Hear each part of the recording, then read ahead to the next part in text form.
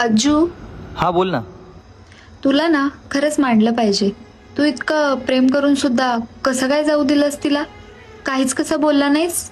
काही गोष्टी असतात त्यांना ना वेळेवरच जाऊ दिलेलं बरं असतं. काय आहे, आपण जितकं त्यांना ओढून धरतो ना तितकाच त्रास आपल्यालाच होतो. पण माझा एक प्रश्न आहे तुला. असं का? त्याआधी ना तू माझ्या काही प्रश्नावर उत्तर देशील? हो, बोल की.